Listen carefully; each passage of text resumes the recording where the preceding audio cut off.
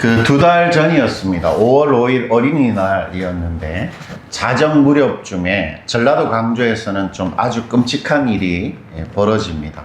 119 응급구조사를 꿈꾸었던 한 여고생이 12시가 넘도록 공부를 하고 귀가하던 중에 그 길거리에서 그녀를 계속 따라다녔던 한 강간범에 의해서 무참히 살해를 당하게 되었습니다. 그러니까 이 강간범이 자신의 차량으로 그녀를 납치해서 이렇게 나쁜 짓을 하려고 했는데 이 여고생이 격렬히 저항하자 흉기로 그 여고생의 목과 가슴을 수차례 찔러서 그 자리에서 그 여고생이 죽임을 당한 것입니다. 이 살해범은 다음날 아주 태연하게 머리를 이렇게 손질하고 미용실에 가서 또 다른 흉기를 이제 구입하면서 아마도 또 다른 강간 범죄를 준비했던 것 같습니다. 우리는 뉴스상에서 이 사건을 보면서 대부분의 사람들은 또 하나의 끔찍한 살인사건이 일어났구나 이런 생각을 했을 것입니다. 그런데 이 사건은 약간 특이한 점이 있었는데 이 강간 살해범의 아버지가 놀랍게도 경찰 간부였다는 것입니다. 그리고 그 아버지를 중심으로 경찰들의 조직적인 은폐 시도가 있었다는 사실을 우리가 뉴스로 이렇게 보면서 더 크게 분노하고 아주 더 큰 관심을 보였을 것입니다. 그러나 여러분, 이 꽃 같은 나이에 그리고 아직 그 젊음과 꿈을 펼쳐보지도 못한 그 참 이쁠 때 길거리에서 칼로 무참히 난자당해 생을 마감한 그 여고생이 만약 내 딸이라면 한번 생각해 보십시오. 내 아이였다면 또는 나의 여동생이었다면 그 사건은 또 하나의 살인사건일 수가 없는 것이지요. 그 사건은 나에게 절대로 일어나서는 안 되는 악마 같은 일일 것입니다. 2026년 1월부터 6월까지입니다. 올해 1월달부터 6월까지 대한민국에서 일어난 살인사건은 미수를 포함해서 총 358건입니다. 그러니까 매일 하루에 2건 이상 살인사건이 일어난 셈입니다. 그리고 우리가 사는 이 제주도 있지 않습니까? 이 제주도에서는 작년입니다. 작년 1월부터 6월까지죠. 6개월 동안인데 살인, 성범죄, 폭력 등의 5대 범죄 있잖아요. 그 5대 범죄가 무려 3,907건이나 일어났습니다. 이 조그마한 제주도에서도, 물론 제주도가 조그마지는 않죠. 이 제주도에서 무려 3,000건 이상의 그런 강력 범죄가 일어난 것이지요. 즉 우리가 살고 있는 삶의 현장 곳곳에서 아주 끔찍하고 악한 일들이 매일 일어나고 있는 것입니다. 이는 우리에게도 그리고 우리 가족에게도 그 잔혹한 악마 같은 일이 언제나도 일어날 수 있다는 사실을 반증해 주는 것이죠. 우리도 악한 일에서 절대로 예외일 수가 없는 것입니다. 그러나 우리 대부분은 악이 정면으로 우리를 공격하지 않는 한 그 악과 고통을 거의 무시하고 삽니다. 나는 악한 일에서 별로 관계가 없다 그렇게 생각하고 살지요. 평소 악한 현실로부터 나를 보호할 수 있다는 그런 생각이 우리에게 있는 것입니다. 그래서 우리들은 악이 우리 자신을 개인적으로 공격할 때 악한 일이 정말로 우리한테 딱 일어나면 깜짝 놀랍니다. 왜냐하면 고통, 재난, 악한 일에서 나는 예외라고 생각하면서 살았는데 갑자기 개인적으로 나의 개인사에 그런 일이 일어나니까 깜짝 놀라는 것이죠. 그래서 우리는 준비되지 않은 채 악한 일을 경험하게 되는 것입니다. 그렇기 때문에 우리는 아주 미숙한 방식으로 그 악한 일을 대처하게 되는데 대부분 어떻게 하냐면 나에게는 절대로 일어나서는 안 될 일이 일어났다 그렇게 생각하는 것입니다. 그러니까 우리 가족들 중에 사고를 당한다든지 우리에게 어떤 병이 생기면 나에게는 일어나서는 안 되는 일인데 이런 생각을 하기 마련이라는 것이죠. 그러면 어떤 마음이 드냐면 이 일을 나의 것으로 받아들이지 않는 것입니다. 악한 일이 일어났는데도 나에게 일어난 일이라고 쉽게 받아들이지 않고 어떤 질문을 하게 되냐면, 왜 하필 나에게? 왜 나에게 이런 일이 일어났는가라는 질문을 계속 하게 되죠. 근데 그 질문은 답이 없는 질문입니다. 그냥 일어난 것이죠, 우리에게. 그리고 악한 일이라는 것은 여러분 겪어보신 분은 아시겠지만 반드시 오랜 시간 버텨야만 간신히 그 악한 일의 고통에서 벗어날 수 있는 지난한 과정이 필요한 것입니다. 악한 일은. 그런데 악한 일을 나의 일로 받아들이지 못하면 그 버티는 힘을 계속 가질 수가 없는 거죠. 그래서 어떻게 되냐면 악한 일 앞에서 쉽게 절망합니다. 그리고 불행에 쉽게 빠지는 것이죠. 특히 예수 믿는 사람들 있지 않습니까? 일반인들 말고 예수님이 나의 주님이라고 정말 마음을 다해 고백하는 그리스도인들이 갑자기 불행한 일을 겪는다든지 큰 상실로 인해 헤어날 수 없는 슬픔에 빠지면 예외 없이 경험하게 되는 당혹스럽고 고통스러운 것이 있습니다. 그러니까 오직 그리스도인들만 경험하게 되는 고통스러운 경험이 있는데, 그것은 고난의 때에 내가 평소 사랑하고 의지했던 성경 말씀과 특히 하나님이 나에게 도움이 되지 못한다는 사실입니다. 아주 이상하잖아요. 평소에 내가 믿었던 성경 말씀, 평소에 내가 의지했던 하나님이 고난을 내가 당하자 별로 도움이 되지 않는 것을 경험하게 된다는 것입니다. 참 당혹스러운 거죠. 고통스러운 것입니다. 즉 고통 중에 있는 그리스도인들 거의 대부분이 공통적으로 경험하게 되는 한 가지는 정말 이상하게도 하나님의 침묵입니다. 평소 때에는 하나님이 늘 내 마음속에 말씀하시는 것 같고 하나님이 늘 내 곁에 계시는 것 같은데, 고통스러운 일이 당했을 때 그리스도인 대부분이 경험하는 것은 하나님의 부재입니다. 하나님이 침묵하시는 거예요. 여러분, 우리가 잘 아는 C.S. 루이스도 암에 걸린 자신의 아내를 위해 간절히 기도하면서 이런 경험을 하게 되는데, 제가 한번 읽어드릴게요. 그런데 하나님은 어디 계시는가? 다른 모든 도움이 헛되고 절박하여 하나님께 다가가면 무엇을 얻는가? 면전에서 쾅 하고 닫히는 문, 안에서 빗장을 지르고 또 지르는 소리, 그리고 나서는 침묵, 돌아서는 게 더 낫다. 오래 기다릴수록 침묵만 뼈저리게 느낄. C.S. 루이스도 이 사람은 고통에 관한 아주 걸작, 현대의 고전이라 할 수 있는 고통의 문제라는 책을 썼습니다. 그 책을 쓸 때 C.S. 루이스는 고통은 하나님의 메가폰이다. 우리가 고통을 당했을 때 하나님의 아주 큰 소리로 뭐가 진짜고 뭐가 우리 인생에서 가짜인지를 말해주신다. 그렇게 그 책을 이렇게 썼습니다. 그런데 정작 그가 개인적으로 고통을 당하자 어떻게 말합니까? 하나님이 나에게 침묵하신다. 그렇게 말하고 있는 것이죠. 이 하나님의 침묵이 대부분의 그리스도인들이 고통을 당할 때 경험하게 되는 하나님의 경험입니다. 그러니까 그 하나님의 침묵이 고난의 때, 절박할 때 그리스도인들에게 대부분 도움이 되지 않는 그런 당혹스럽고 고통스러운 경험이 되는 것이지요. 그런데 여러분, 이 하나님의 침묵이야말로 사탄이 우리를 망치기 위해 사용하는 최고의 무기입니다.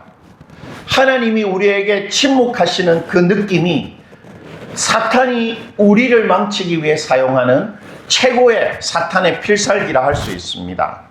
그러니까 우리가 하나님의 침묵을 경험할 때야말로 우리가 사탄의 유혹에 가장 취약할 때라 할 수 있는 것이죠. 오늘 본문 우리 4장 5절과 6절의 말씀을 우리 한번 읽어볼까요? 2절 말씀 우리 크게 한번 읽어봅시다. 이에 마귀가 예수를 거룩한 성으로 데려다가 성전 꼭대기에 세우고 이르되 내가 만일 하나님의 아들이여든 뛰어내리라 기록하였으되 그가 너를 위하여 그의 사자들을 명하시리니 그들이 손으로 너를 받들어 발이 돌에 부딪히지 않게 하리로다 하였느니라. 사단이 이제 두 번째로 예수님을 시험하지요. 이번에는 예수님에게 사단이 이렇게 말하는 것입니다. 제가 5절과 6절을 저의 어떤 표현으로 한번 표현해 볼게요. 한번 들어보십시오. 하나님이 어떤 일에도 너를 지킨다고 말씀하셨지. 그러니까 성경에 말씀하셨지 않니? 그러니까 그렇다면 그 하나님 믿고 여기 꼭대기 위에서 한번 뛰어내려 봐라.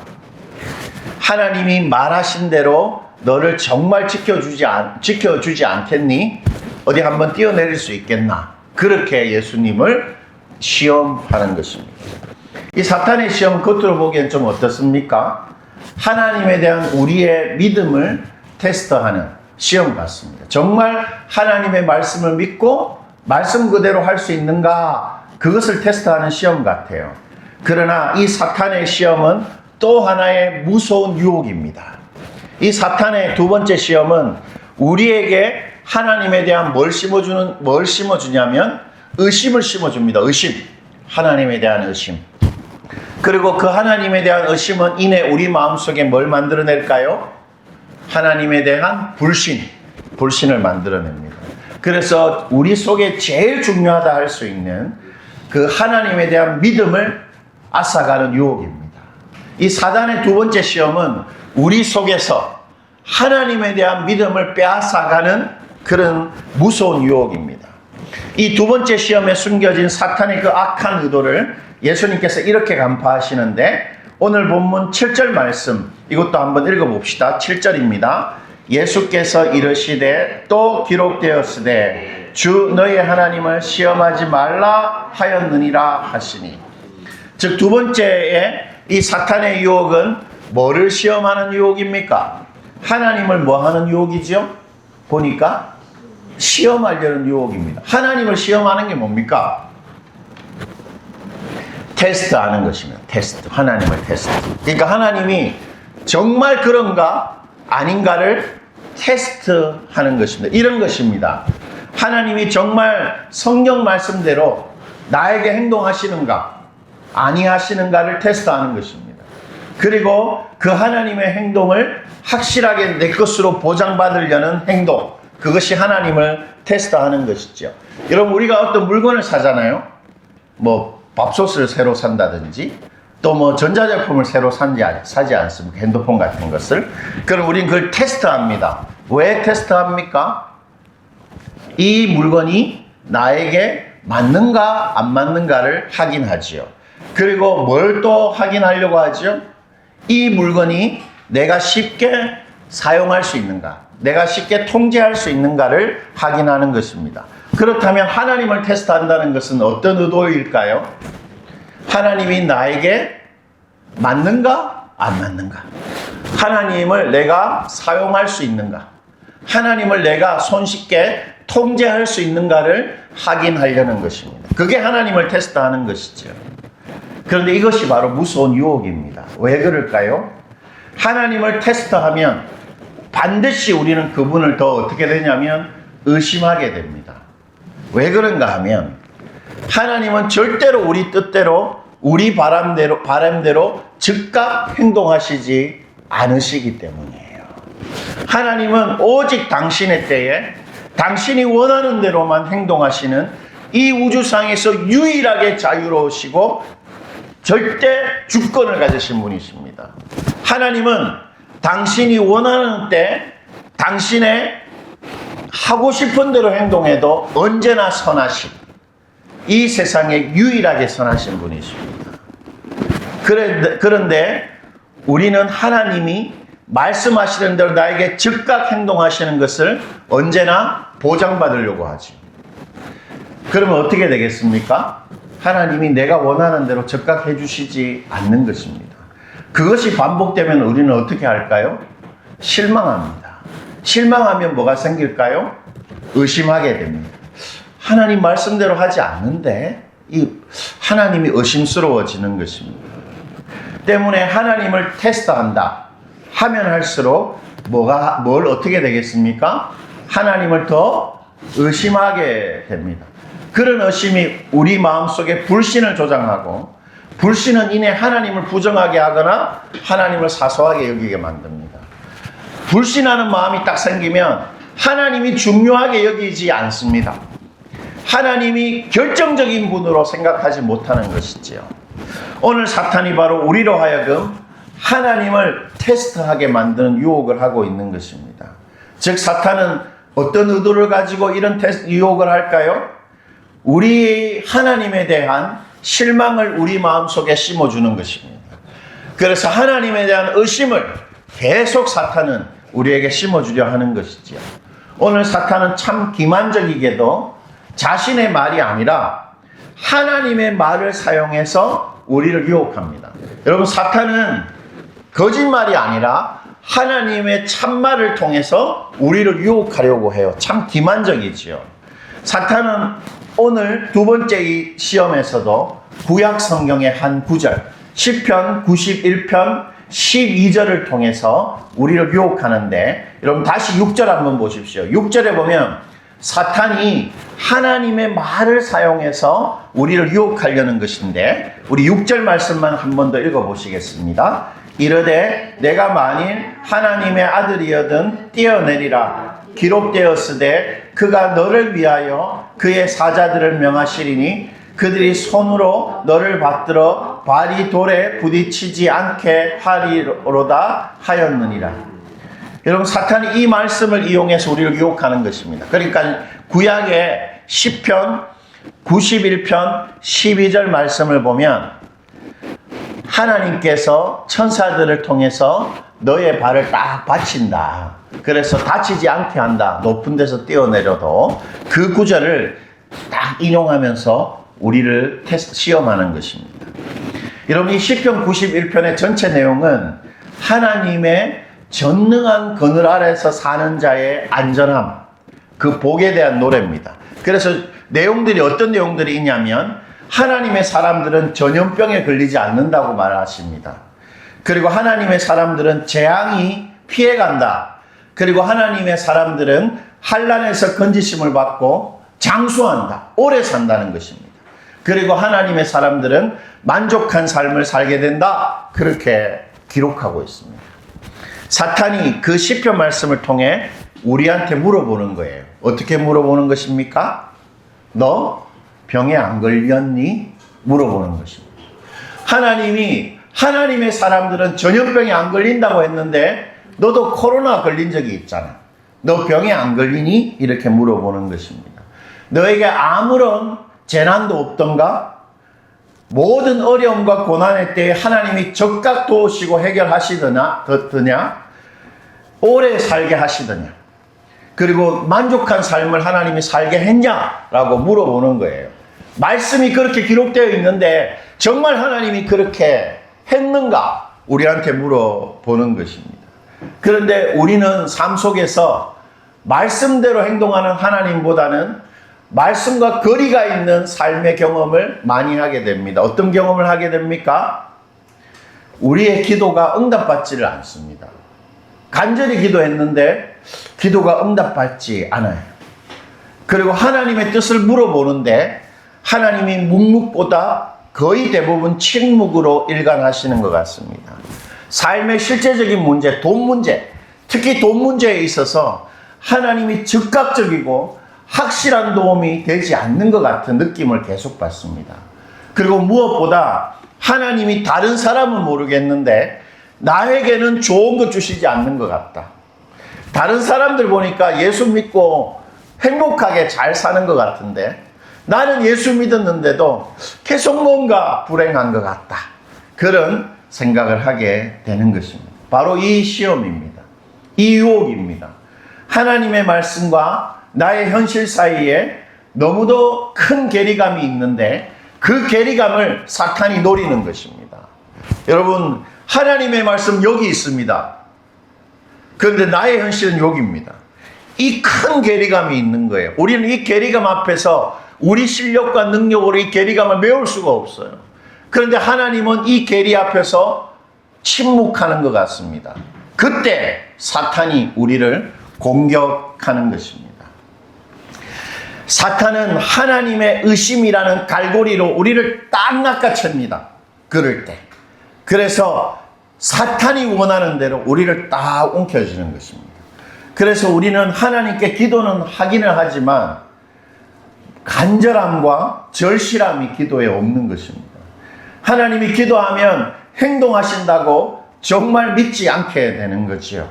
그리고 삶에 긴급하고 실제적인 문제가 딱 생기면 하나님이 도와주실 것이라고 생각하기보다는 실제적인 도움을 생각합니다. 누가 도와줄까? 어떻게 하면 해결할 수 있을까를 실제로 생각하게 되는 거죠. 왜 그렇습니까? 하나님이 빨리 행동하시지 않을 뿐더러 하나님이 미덥지가 않습니다. 그래서 우리는 끝까지 하나님을 기다리지 않는 거죠. 그리고 하나님을 내가 믿고 살기는 하겠지만 하나님한테 뭐 내 인생에 크고 좋은 것 안 바랍니다. 뭔가 하나님의 반전, 하나님이 나에게 좋은 것 주실 것이라고 정말로 바라지 않습니다. 뭐 이런 마음만 가지는 거예요. 그저 우리 가족들 병 안 생기고 나쁜 사고 안 생기고 우리 건강하게 살게 해주셨으면 좋겠다. 그 정도로만 생각하는 것입니다. 그것이 바로 사탄이 우리 마음과 우리 삶에 원하고 기대하는 우리의 모습입니다. 어떤 모습입니까? 우리 삶의 중심에 하나님이 있지 않게 하는 겁니다. 하나님이 변두리로 사소한 분이 되게 하는 것입니다.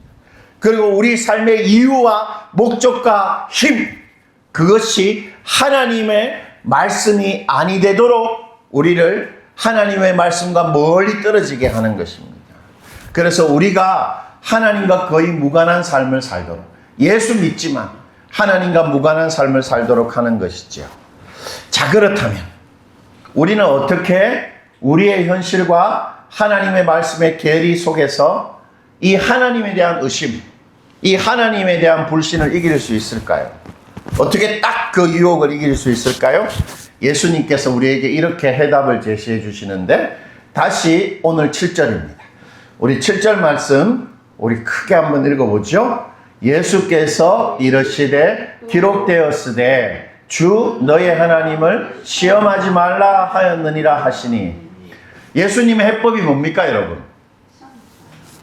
하나님을 시험하지 말라. 바꾸어 말하면 무슨 말입니까? 하나님을 뭐 하지 말라? 테스트하지 말라. 하나님이 정말 이런 분인가 저런 분인가를 확인할 필요가 없다라는 것입니다. 하나님이 정말 말씀대로 내 인생에 하시는가 아니하시는가를 절대로 이리저리 살필 필요가 없다라는 것입니다. 무슨 말입니까? 하나님은 의심할 필요가 하나도 없고 불신한 이유가 완전히 없으신 분이라는 것입니다. 7절에서 예수님은 하나님의 말씀을 통해 사탄의 유혹을 딱 차단하지요. 사탄이 하나님의 말씀을 통해 우리를 유혹할 때 우리가 해야 할 일이 뭡니까? 동일하게 하나님의 말씀을 통해서 사탄의 유혹을 차단해야 됩니다. 오늘 예수님이 사용하고 있는 이 하나님의 말씀은 출애굽기 17장 7절의 말씀입니다. 그러니까 이스라엘 백성이 광야 생활을 할 때 물이 없었어요. 물이 없자 그들이 하나님에 대해 의심하고 불신하기 시작할 때 하나님이 모세를 통해 하신 말씀인데 17장 7절입니다. 우리 한번 읽어볼게요. 그가 그곳 이름을 마사 또는 무리바라 불렀으니 이는 이스라엘 자손이 다투었으며 또 그들이 여호와를 시험하여 이르기를 우리가 여호와께서 우리 중에 계신가 안 계신가 하였음이더라. 이스라엘 백성이 물이 없자 하나님을 테스트했습니다. 어떻게 테스트했습니까? 하나님이 우리 중에 계신가 안 계신가? 하나님이 우리가 물 필요한데 생계를 이어가려면 물이 절실한데 우리한테 돈이 필요한데 이 돈 문제 하나님이 정말 관심 가지고 계신가 안 계신가 테스트했다는 것입니다. 하나님이 나의 개인사를 소중히 여기시는가 아니 여기시는가, 하나님이 내 기도 정말 들으시는가 아니 들으시는가 테스트했다는 것입니다. 예수님 뭐라 말하시는 것입니까? 하나님 그런 테스트 할 필요 없다. 절대로 그렇게 할 필요 없다. 왜요? 하나님 반드시 내 문제에 함께 하신다. 하나님 내 일을 반드시 소중히 여기신다. 하나님 나의 기도는 언제나 무슨 말이라도 귀 기울여 반드시 들으신다. 예수님 그렇게 말하시는 것이죠. 어떻게 우리가 그렇게 확신할 수 있을까요? 그것은 두 가지입니다. 첫 번째, 하나님이 언제나 나의 아버지이기 때문이죠. 여러분, 아빠는 자식의 말을 반드시 들으실 수밖에 없는 것입니다. 하나님은 나의 아버지가 되시기 위해 당신의 아들을 십자가에서 죽이셨습니다. 그래서 하나님은 지금 그 피로 산 우리와 늘 함께 사십니다. 그리고 언제나 나를 예수님의 생명처럼 소중히 여기시고 돌보시는 것입니다. 그러니 하나님을 어떻게 해요? 테스트할 필요가 없는 것이죠. 그리고 두 번째, 하나님은 진리 그 자체이고 때문에 그분의 말은 언제나 불변의 진리이기 때문입니다. 때문에 하나님이 한 번 말했다면 그 말은 불변의 진리가 됩니다. 불변의 진리가 된다는 말은 어떤 말입니까? 실제로 그 말이 어떻게 된다고요? 이 땅에 반드시 실현되는 것입니다. 하나님의 말은 언제나 현실이 됩니다. 왜요? 하나님의 말은 하나님의 진리, 불변의 진리이기 때문입니다. 그러니 하나님 말씀대로 하시는가? 테스트할 필요가 없는 거예요. 하나님은 의심할 이유도 불신할 필요도 완전히 없는 분입니다. 그분이 나의 아버지입니다. 그리고 그분의 말은 불변의 진리입니다. 예수님 결국 우리에게 하나님에 대해서 테스트하지 말라는 말은 어떻게 하라는 말일까요? 가차없이 신뢰하라. 무조건 하나님 신뢰하라는 말입니다.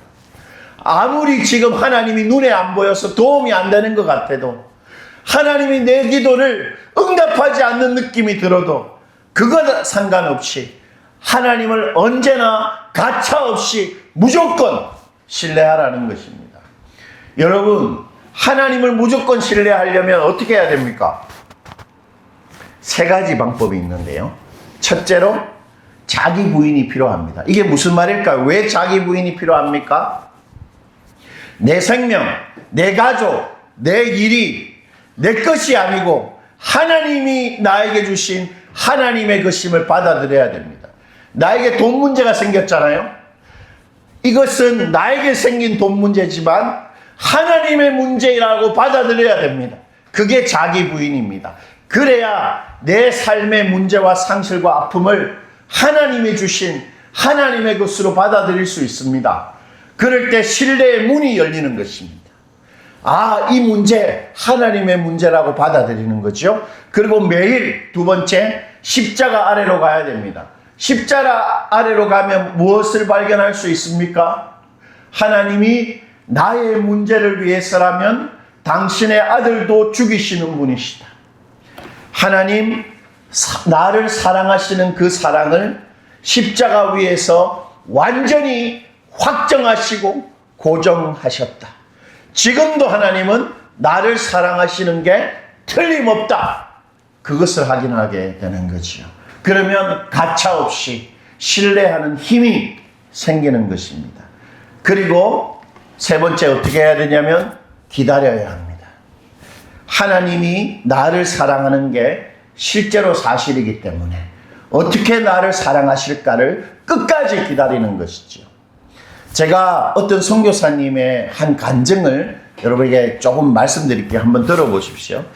이 선교사님은 휴가차 다시 자신의 고국으로 돌아와서 호숫가에 있는 친구 별장에서 시간을 보내게 됩니다. 그런데 하루는 7살 아들, 아주 조그만 아들이죠. 그 아들이 선교사님 몰래 별장 옆에 딱 정박해 있었던 그 작은 배 위에 올라탑니다. 근데 배 위에 올라타면 어떻게 됩니까? 흔들리지요. 그래서 그 7살 난 아들이 물에 빠지고 맙니다. 그것을 지켜보고 있었던 큰딸 아이가 비명소리를 지르게 됩니다. 그래서 아빠를 찾죠. 그래서 그 선교사님은 그 탁한 물속으로 바로 뛰어듭니다. 그런데 정신없이 물속에서 그 자기 막내 아들을 찾았는데 못 찾겠는 거예요. 물이 너무 이렇게 탁하고 그래서 두 번이나 올라왔어요. 숨쉬러.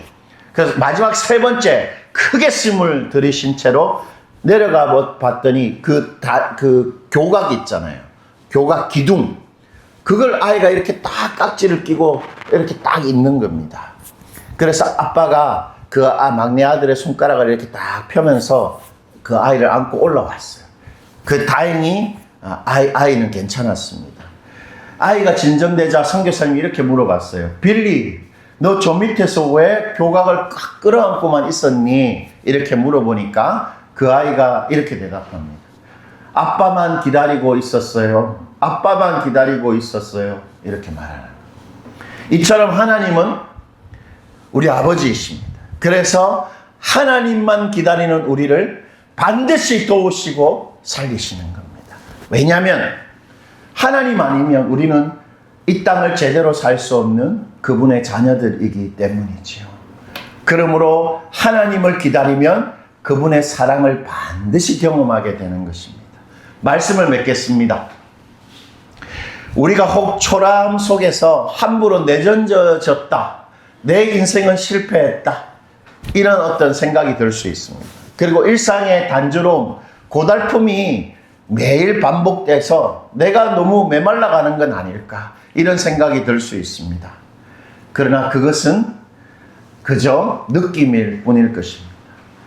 우리가 하나님께 우리를 단단히 묶는 가차없는 믿음을 가져야 합니다. 우리를 위해서 아들을 죽이시고 다시 살려내신 하나님은 우리를 사랑하는 일에 절대로 실패하지 않을 것입니다. 죽은 아들을 다시 살려내신 그 능력으로 우리 인생도 반드시 붙드시고 살려내시는 것이죠. 우리 그것 믿고 우리 모두 일상의 일에 하나님 앞에 서서 결국 하나님으로부터 사랑의 음성을 듣는 그런 여러분 되시기를 축원드립니다.